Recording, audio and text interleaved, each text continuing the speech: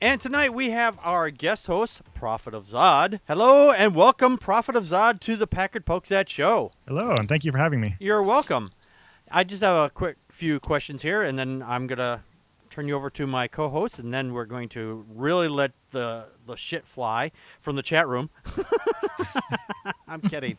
I'm kidding. They don't throw shit. They throw ham. So Have mustard and sourdough ready. exactly. How long have you been an atheist, and how did you come to your non-belief? Boy, it's hard to say. I openly came out as an atheist, at least to my brother, about 2 years ago.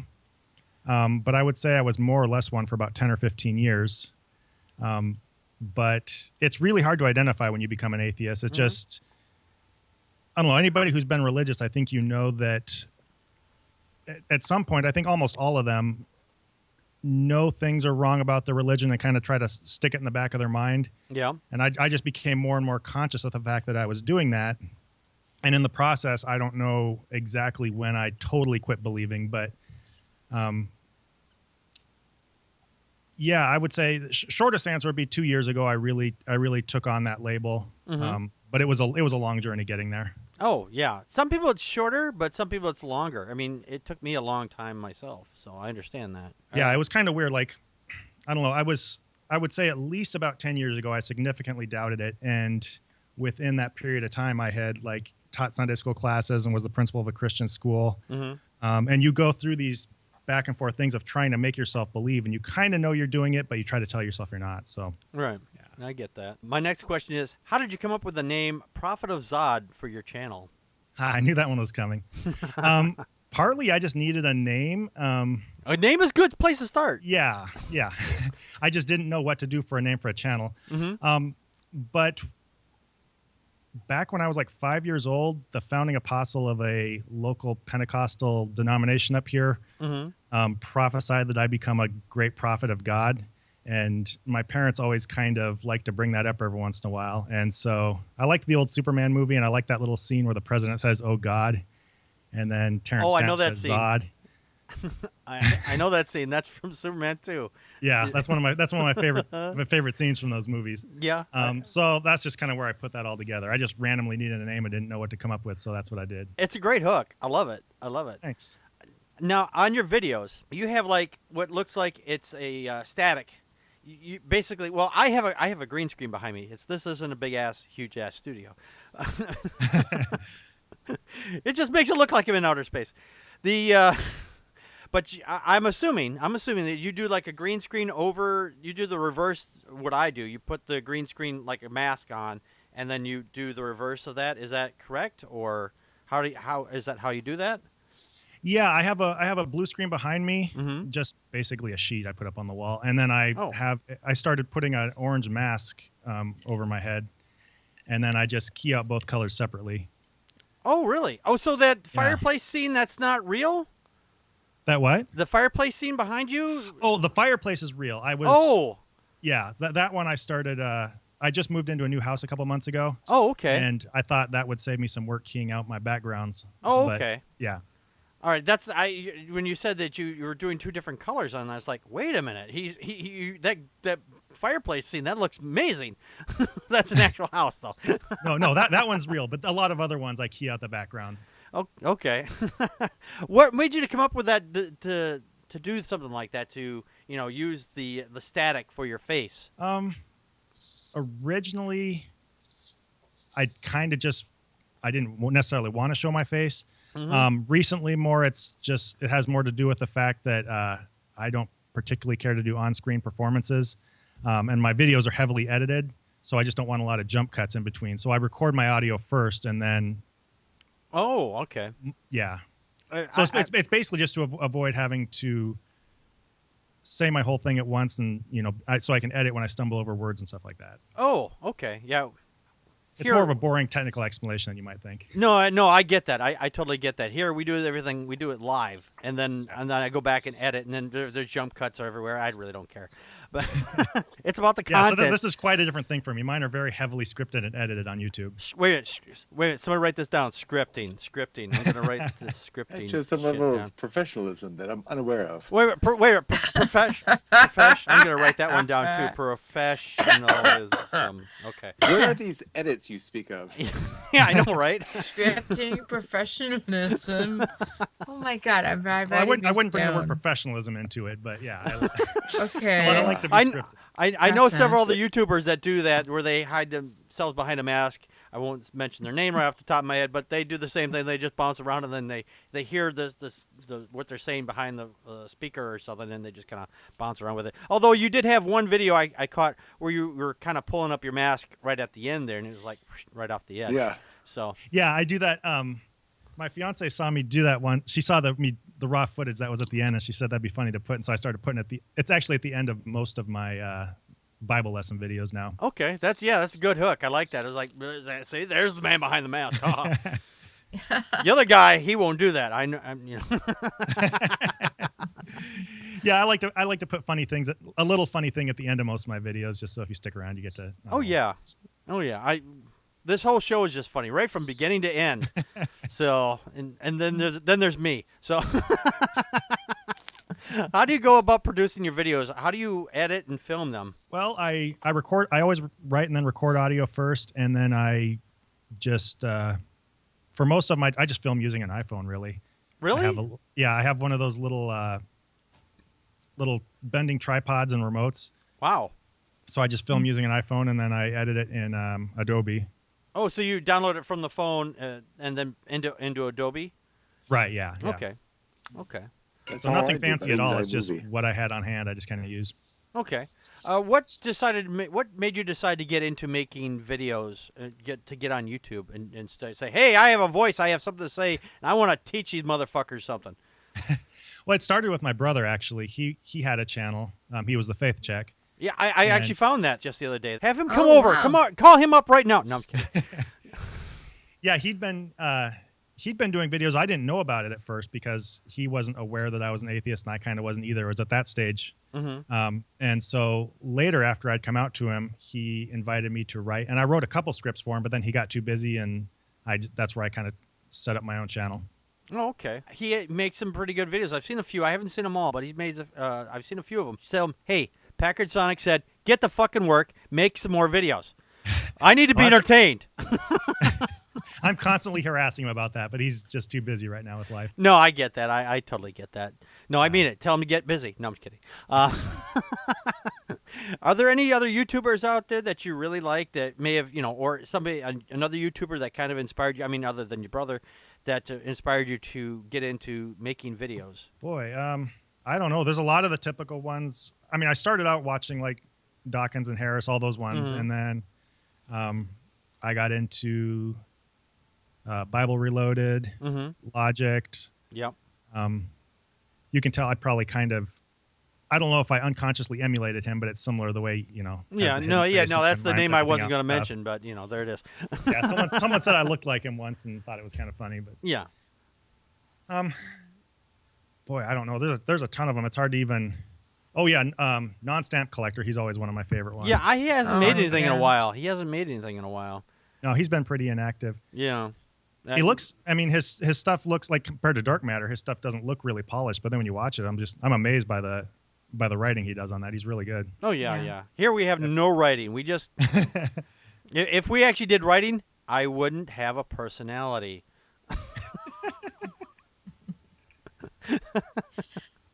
But yeah, I'd forgotten about him. He was one of the ones. I think he's the first one because my brother actually had put a link on Facebook, and I watched the Noah's Ark one that he had done, and he's the first one I think that got me hooked into it. Okay. It's a little depressing watching him because his writing's so good. I know I'll never be like that, but Oh, hey, don't cut yourself short. You one day you'll be right up there. People going, "Oh yeah, Prophet Azad. Oh yeah, mm-hmm." So, and then you're gonna go, Packard Sonic. Who the fuck was Packard Sonic? I have no idea who the hell that fucker was. So, I blew his doors off years ago. So,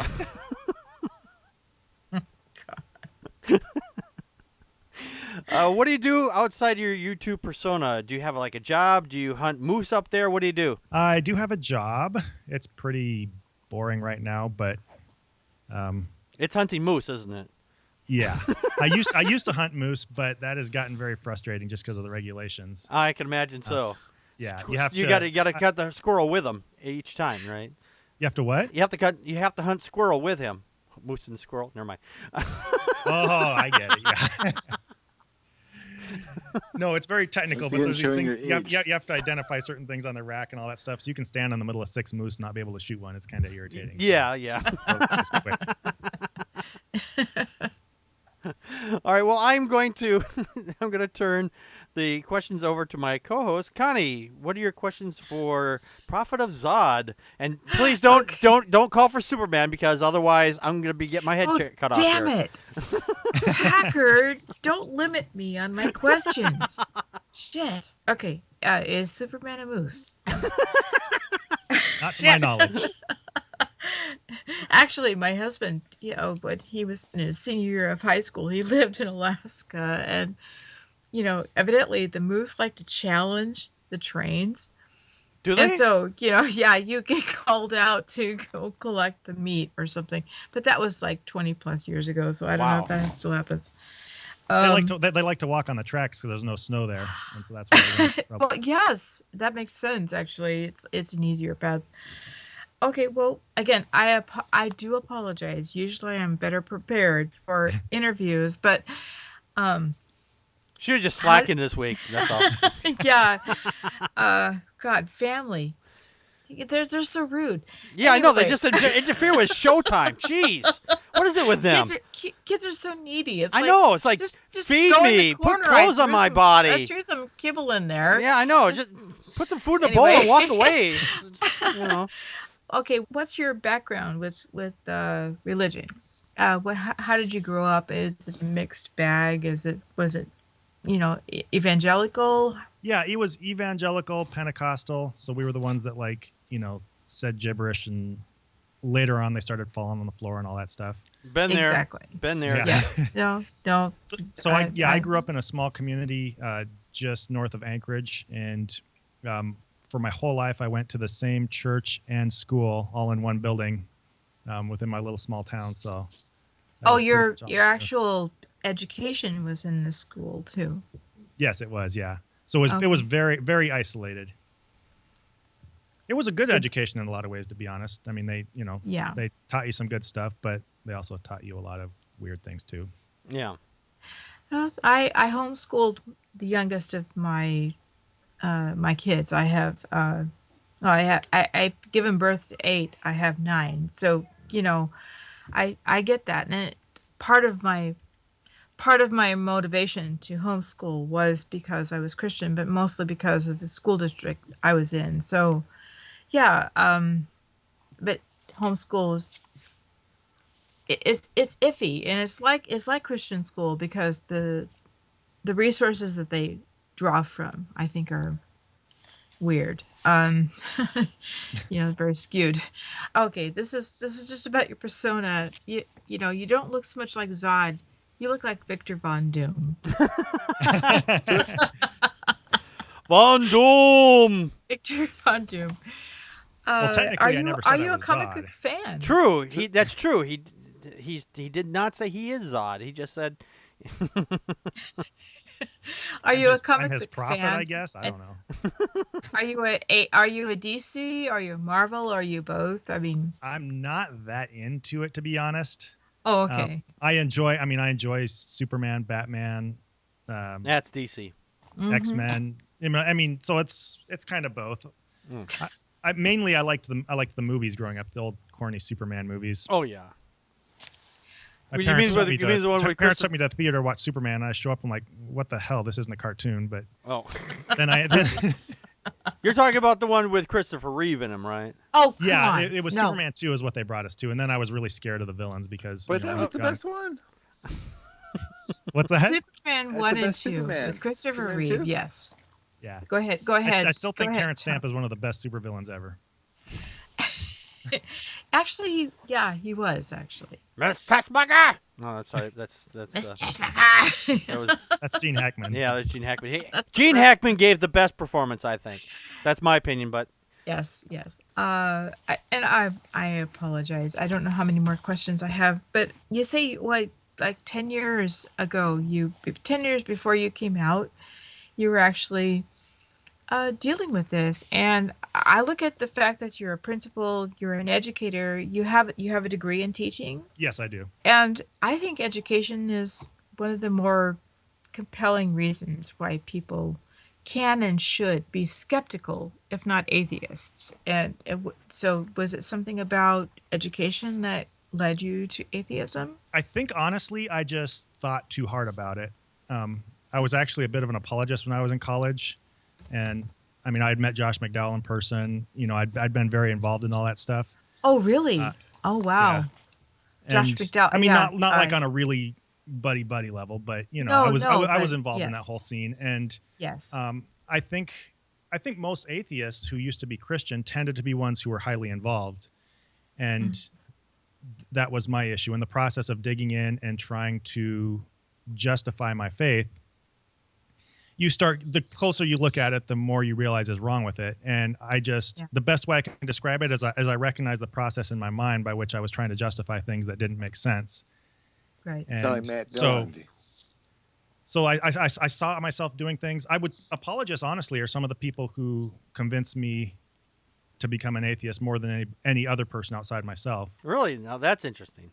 Oh No, yeah, it because is. they, Yeah. they very transparently learn certain tricks and certain patterns. Mm-hmm. And I don't know how consciously they do it to trick people or how much they've gone through the same thing in their own head and they're putting it out to other people. But it was very transparent to me. I saw William Lane Craig, Josh McDowell, those people, they do these little tricks and they're just very obvious. And so it And just that's showed me. and that's the it, problem. It isn't highlights it? what It's- was going on in my mind and how flawed the whole Christian thought process is. Mm. and that's the problem, isn't it? Because it's a trick. It's not truth. It's a verbal trick. Yeah, just to keep talking and then keep changing the subject every 2 seconds. Well, again, it's an actual proof. It's an illusion.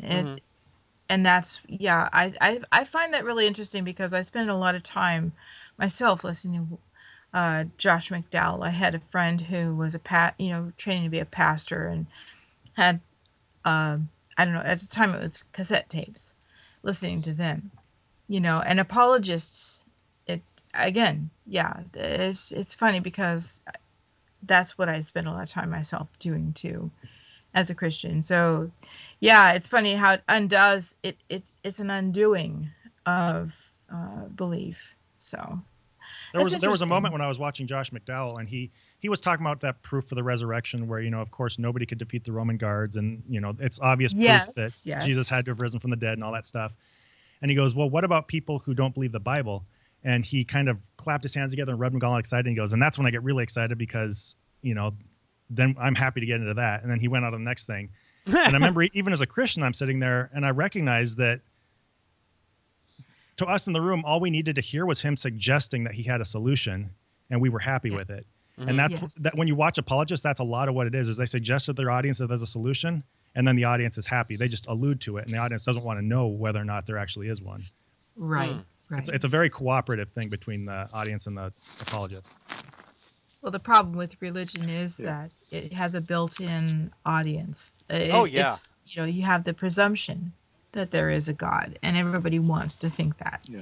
Yeah. Yeah. Plus, if they actually gave the solution that they were alluding to, people would see right through it. Oh, I mean, absolutely. the, they the, would. the examples they give are always so ridiculous. And vague. Vague sells magic, Vaguely, Oh, yeah. yes. Well, the audience isn't showing up to investigate. They're showing up specifically to have their doubts soothed. And so they're really easy Exactly. to sell to. Oh, yeah, yeah.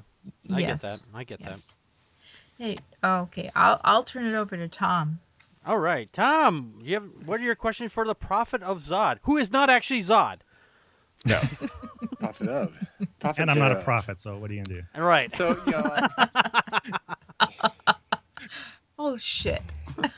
when I started doing videos, it was more a avenue to vent my frustration with religion and just how much it was being pushed. Who is your target audience? I mean, you're an educator, and I've watched some of your videos, and they're very educational and very well done. But who exactly are you hoping to reach? Are you preaching to the choir, or are you hoping to convert people? That's a question I've kind of struggled with, and I have to kind of re-examine it as I see some of my material come out. Because I would hope to reach out to Christians, but on the other hand, obviously, in mine as in a lot of people's material, there's a lot of sarcasm and a lot of teasing, which obviously isn't going to go over well. Yeah. And it's really easy to slip into that without thinking about it. And I am thinking of maybe doing a small series of videos that are more conciliatory and more directed right at Christians. But somebody brought this up in one of my comments that some of my material wasn't really effective for reaching Christians and it would turn them away. And that got me thinking that a lot of the people who we're really trying to reach are more seekers, or I don't know, people who aren't really entrenched Christians, but are just kind of out there looking for answers. Who are already questioning their faith. Yeah. A young person was speaking to me recently and talking about she wasn't really religious, but not really exactly an atheist. And she said that someone had asked her to go to church, and she was kind of bothered because nothing there made sense. And she said, but I found that people on YouTube make more sense. And I'm like, well, like who? And she's like, well, Richard Dawkins is one. And I thought that was pretty cool. But I think a lot of people like that who are kind of on the fence, a little bit exposed to religion, or they grew up with it, but they're not really, I don't know, they're not really deeply into it. I think there's a big value in reaching out to those people and just showing that there's a reasonable voice, ridiculing it a little bit, but I don't know, just kind of articulating a lot of the reasons why it doesn't really make sense, or especially isn't even really a good moral option. Because there's a lot of people out there who aren't really fundamentalists, but just think, well, there's no harm. It's kind of this benign thing that helps society. And really, if you take it for what it actually is, it isn't so good, I don't think. So Yeah. But yeah, I'm always kind of rethinking that. That's a very difficult question, and I think any good content producer, especially with something as controversial as atheism, if you're trying to reach people, you always have to be rethinking that. Yeah, it's hard to have a definitive plan. Like I said, when I do it, it's mostly to vent. I hope to reach people, and I point this out to people all the time.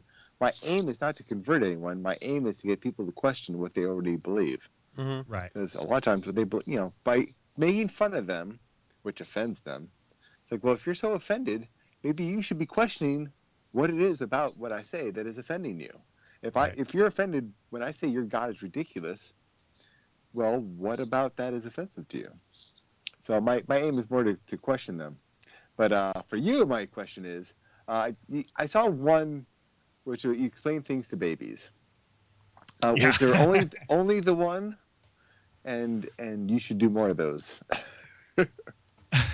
I can think about that. Really, that one never gained that much. I never got the impression that people liked that one that much. That was honestly made out of frustration with Twitter. Uh-huh. The number of times that question, "Why are there still monkeys?" came up with on Twitter, and just how totally stupid that. Oh, that has got to be the fucking stupidest question. We come from monkeys. Where are the still monkeys? Okay, if we come from dirt or dust, why is there still dirt and dust? Yeah. Yeah, exactly. Yeah, it's like saying we come from England, so why the fuck is there still England? Yeah, that's the exact analogy I used in that video. It's why are there still your grandparents? I mean, there's a million different things you can say in response to that. It's so transparently stupid. I made that out of irritation, and I don't know if I should regret how condescending that video is. No, you need to be more condescending.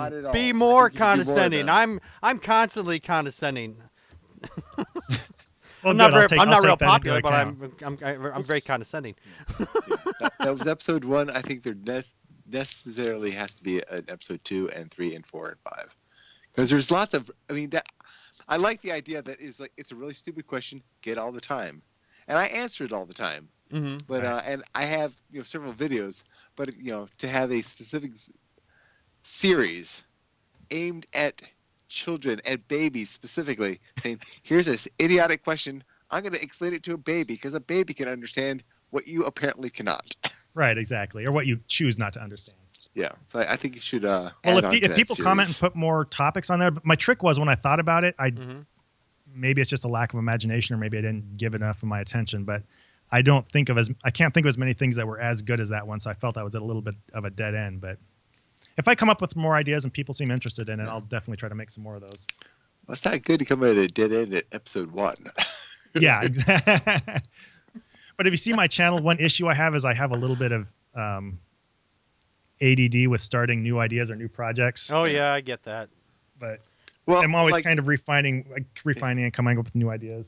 yeah, like my channel is pretty much, and it started on basically, Tom the Atheist on, and it was on whatever subject, and I did videos on just some idea got in my head or something bugged me, so I do a video on it, and I didn't really try to create any kind of series. Yeah, Tom does. I did later on, but Yeah, Tom does a video in like 5 or 10 minutes, and I've made these 5 or 10 minute shows that take hours to produce. yeah, and Yeah, mine take 5 all or of 10 mine minutes take to several produce. hours. Yeah, all my videos are typically the first shot and straight through. The only editing is chopping off or adding a header and a trailer. Yeah, and And the that's words it. and everything too. So yeah. But I'm not doing this professionally. I'm doing this strictly to That's get these issues off my chest and onto the chests of others. There's that word again, professional. I'm gonna write this down. Make sure I should have a check mark next to that. Yeah, there it is. Okay. Partly I like to have a bit of polish to my videos, and partly I'm not totally confident in what comes out if I just sit there and look at a camera and talk. So Yeah. Yeah. Well, what is your hope for your channel? I mean, do you hope to make this a money-making venture, or is this strictly just you want the world to be more educated? certainly not money making. I mean, if it ever did, I wouldn't argue with Turn that. it down.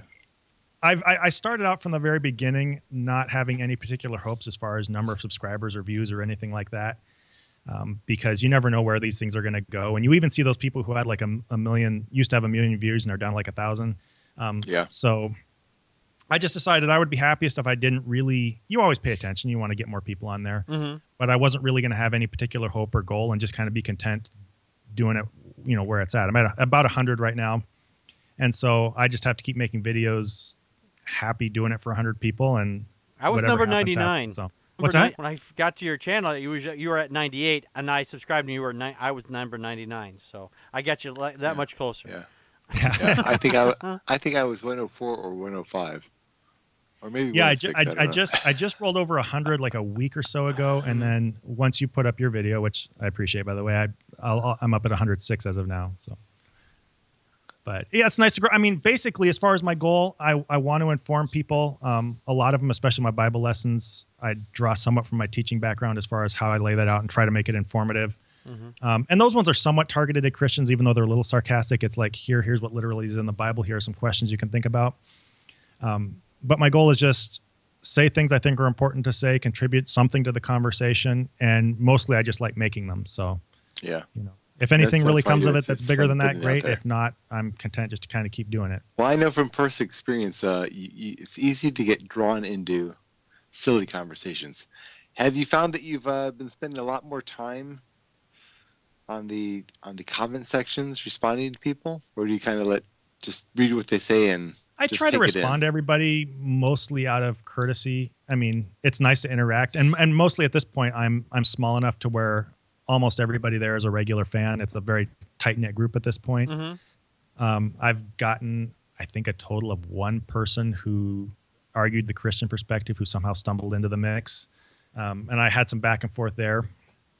But that was pretty much it. If I start getting more people with varying perspectives, I'll definitely enjoy interacting at some point. But boy, that gets tedious. Yeah. It can, absolutely, it can get tedious. I've had conversations with some of the people who get on Tom's channel, and I'm just like, go back and forth, and it's like they keep putting back the same arguments over and over and over again. Then they try rewording them. It's like, this is the same argument. You're just using different words.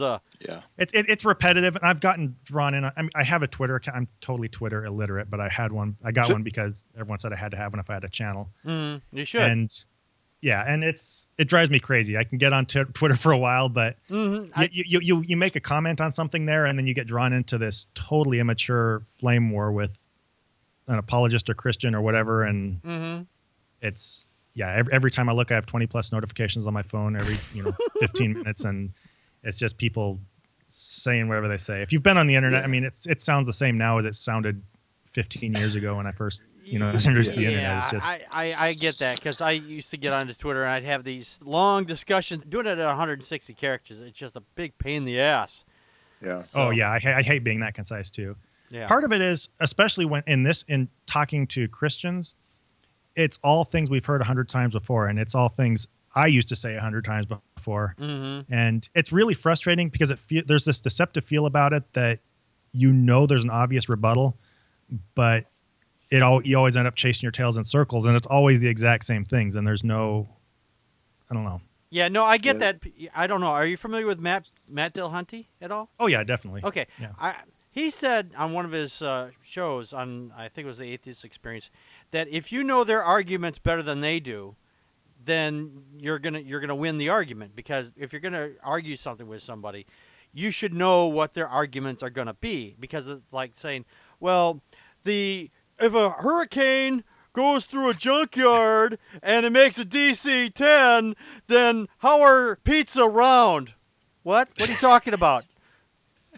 You have to know their arguments ahead of time before they get into those conversations. Otherwise, you're sitting there going, what the fuck are you talking about? Then they're like, oh, see, you don't know, so I win by default. And they just don't understand that I don't know is a perfectly legitimate answer. Part of it depends on what you mean by win the argument. Like, against the people themselves, they're simply going to refuse to hear you, and true. That's part of what you see coming down the road. So it's mostly just having the discussion out there in the open, and that goes back to the topic of who's the target. And the people who are really entrenched, all you can do is hopefully, whenever they're arguing, I'm pretty sure most of them, if they have any sense, have those nagging feelings in their mind that they're covering something up, just like I always did, and I think most do.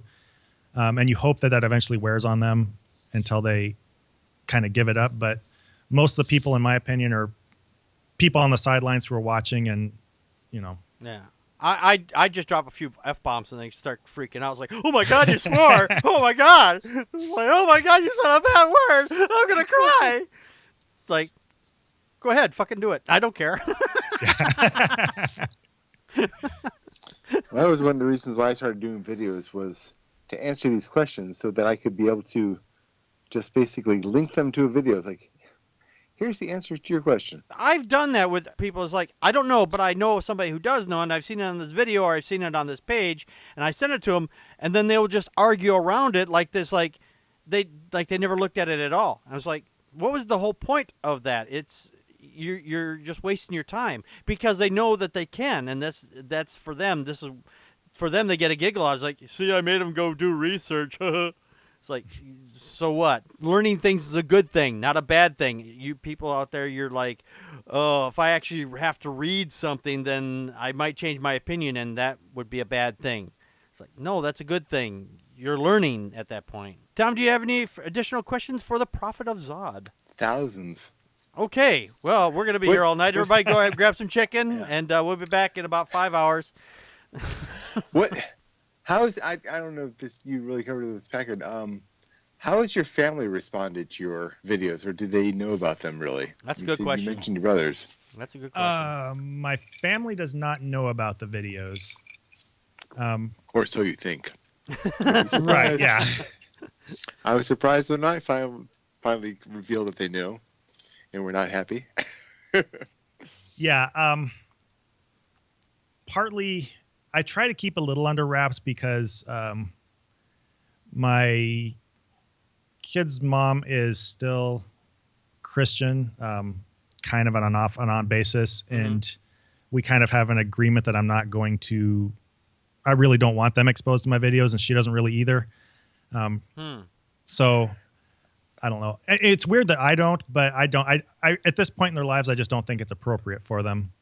And we kind of have an agreement too that I'm not going to push that too hard. I'm confident that they're going to become atheists because we still have conversations and stuff. And just tell me if I'm going too far. Are they? Tom said Tom knows where I'm going to go with this question. Are they exposing them to their religious life at all, or are they keeping that separate from them as well? Yes, they're exposing them to it.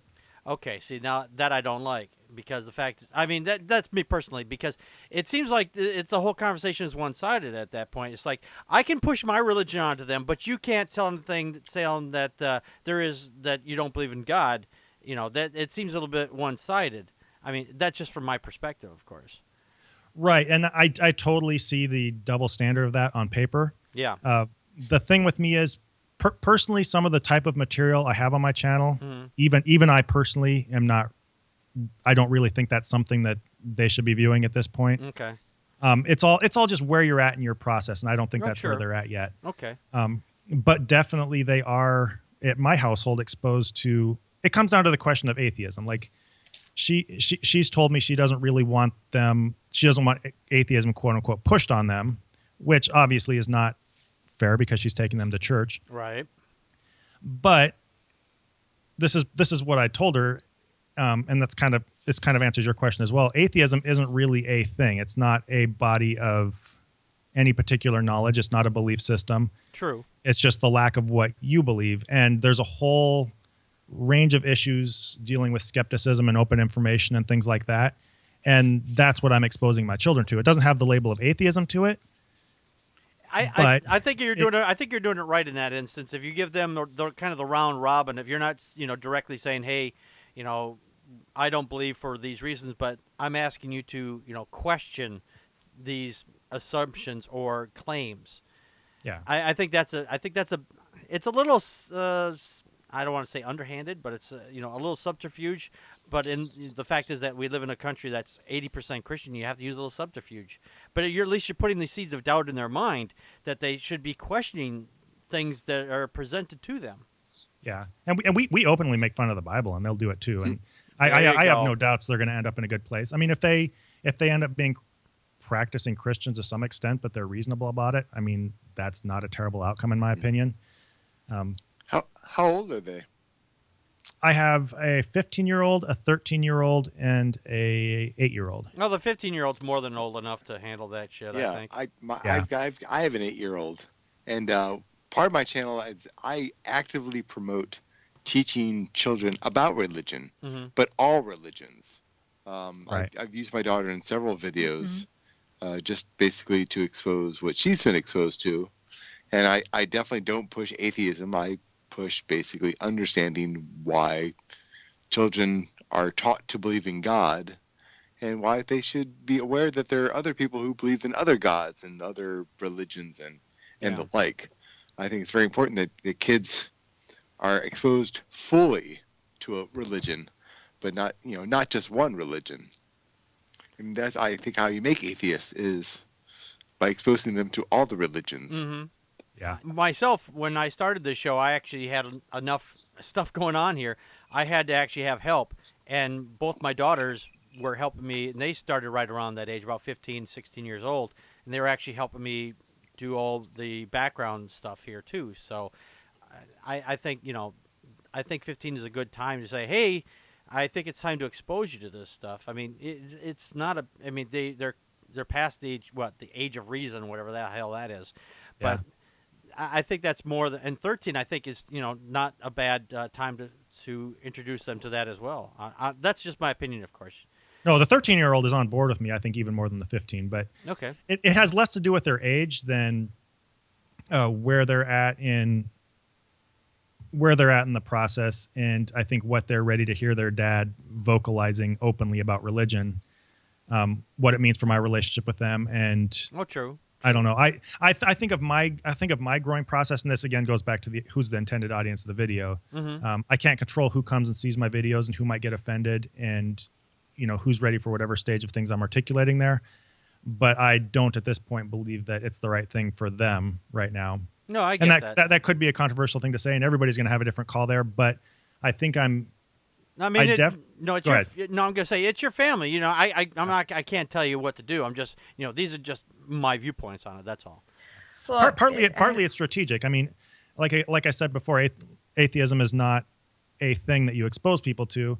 It's just general questions of skepticism and Even the question of different religions. My oldest came home and um, my, my youngest said something about marrying someone or having a girlfriend, but it's a Mormon. And my oldest one says, well, I've been exposed to a lot of Mormons and they're really nice people. I don't see the problem with them. Yeah, no, I get And that. I took that conversation further as far as Mormons, atheists, Muslims, you know, the more people you're out and exposed to. And that was a big growing thing for me, was just getting exposed to different people. Yeah. Connie was going to say something. Go ahead, Connie. Oh, well, I just find it interesting because religion, the earlier you indoctrinate them that the belief in God is natural and normal, really the big problem. And again, it's like the default position. You know, if you're a 3-year-old, a 4-year-old, a 5-year-old, and you go to church, you know, because your parents go to church, it's what you're exposed to. And so you have this predisposition built upon, I don't know, I don't want to call it a superstitious predisposition because, you know, giving entity to invisible beings, which is part of magical thinking, which kids have. And it feeds on that. I just wish that religion would wait until children were of an age that they could differentiate between that. Because I mean, if my kids came home tomorrow and they were just saying, yeah, I think I believe in God and whatever, you know, as adults, and they could reason, and that's fine with me. Yeah, but the problem is we indoctrinate our children at a very, very young age with the predisposition that, you know, gods exist. And long after kids no longer believe in Santa Claus, they have modeling from their parents and everybody else around them that God exists. And so that's the unfair advantage that it has. But I do understand what you're saying. Yeah. And I'm sorry, Yeah. it's not so much a question as it is atheism is a point that we arrive at because it's sort of like you're at the middle of a crossroads and you have, I don't know, divergent roads, you know, but a lot of people are already prejudiced, you know, by the way that they've been brought up. Exactly. And that's part of my thinking. They've already been Yeah. with her, I mean, back when we were married, with her influence and my kind of half-hearted approval, they've gotten to where that was very normalized to them. Not to the extent that I was growing up. It was a lot more casual in our house and kind of off and on. But they do have the feeling that that's the norm. And there's this point where bringing up the word atheist, that really riles people up. Even if you describe stuff that's more or less atheist, they're okay with it. So I just think of where my journey went. I mean, with my brother, for example, I was still nominally a Christian, and when he was an atheist, and we would talk about things. And I got to the point where I felt he was much more reasonable, and I agreed with him on more topics than most Christians. And I think that's kind of where my children are getting with me. And I feel like it's better to have them at that point without trying to throw the A word into the mix. So it's... I look forward to a time when we can talk about this openly, and not believing is more the norm than believing, because you're automatically assuming that a God exists without any evidence. And of course, children will just believe because, you know, children have imaginary friends, and they move from imaginary friends to the bigger imaginary friend in the sky that grants wishes and causes things to happen. And it's okay because the adults believe in the same imaginary friend, so it must be okay. Well, I'd rather have the conversation. I'd rather have the conversation with my children, and they all know that. And amongst all my kids, yeah, when it comes to being professional, Connie's a professional with children.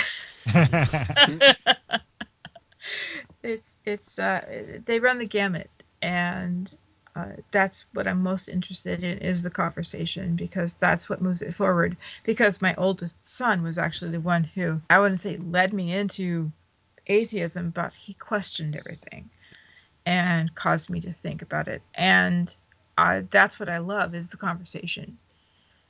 Because again, you know what? even though we don't see any proof of God or gods, there might be a point in time where we understand that there is something else out there. It doesn't have to be the omnipresent, Christian God or, Buddha or anybody, but It might be a creature that's living in Tom's garage. There's a It lot might- of shit in there. There could be anything living in there. Absolutely, it absolutely could be something. Exactly. It could be something living in Tom's garage. And We did have a quick question from the chat room here. Unfortunately, Tom, the real Paul Marshall, had a question, but he's left, and he asked squirrels red or gray. I have no idea what he meant by that, but I'm going to ask it anyway because In Alaska. yeah, Red. red squirrels. Okay, I've never seen a gray squirrel in Alaska. I live in Wisconsin. How's I've seen red. I've seen black. I've seen gray. And I I've think All I we seen think have, all we that's have how it here was. is tiny red squirrels. Tiny red Yeah. squirrels. I They was in chew Alaska everything up last until you summer. shoot them. That's the moose meat, right? You make that, put it out for bait for moose. I guess I don't know. I don't even know what moose eat. Squirrel pudding. Squirrel pudding. So- They definitely don't how's eat the weather in squirrels, I'll tell you Alaska? that. I was there in June, and it was hotter there than it was here in Chicago. How's the Completely. weather now? Yeah, it's getting that way more in the winters.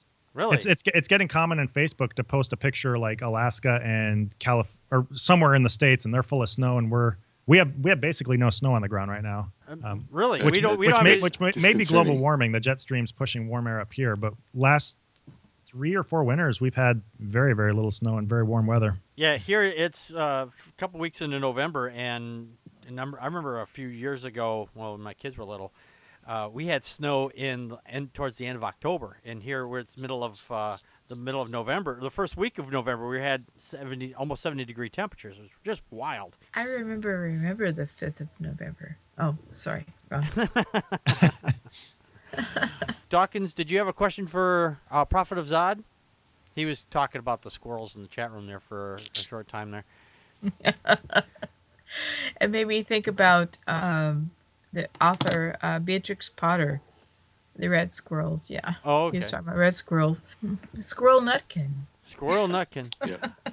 Alrighty. It's a funny story. What is the absolute dumbest argument you've seen for the existence of the Sky Troll? The Sky Troll, I assume, being Jehovah. Yeah. Um, Either Well, that or the thing in Tom's garage. there's always the monkey one, but the one that drives me most crazy, I think, is presuppositionalism, Mm. or maybe the moral argument because it's just dumb. I don't know. Okay. But yeah, presuppositionalism is the most irritating, if not the worst one, I think. Okay. All right. That presumption. I can't even say it. It's just so bizarre. So I've thought of starting a series on presuppositional atheism. Mhm. See if you can construct something like that. I thought it'd be funny, but Oh, there you yeah. go. We could give it a shot. See, why not? There's a lot of people. If you know it, I would do it. Saad, can you stick around for a little while longer with us?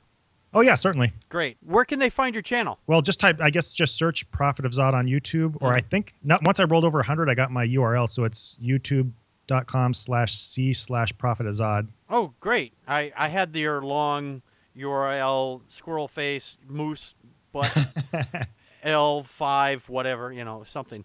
So Yeah. Easiest thing is just to type in the search. Fortunately, that's a sequence of words that don't come up much in searches, so I'm easy to find. Oh, that's good. We've had some guests in the past where they were close to another channel name, so it's like, yeah, it's kind of hard to find me. So that was one of the few strategic parts of choosing that name, is it's not out there very much. true. That's hey, Packard Pokes At. Come on now. Exactly. Did you like this segment of Packard Pokes At? If you did, please click here on the video to see more from this show. Also, don't forget to hit the like button and subscribe to the show. You can find our second podcast, The Atheist, the Bible, and No Wardrobe, on iTunes, Stitcher, and Spreaker. Be sure to check those out.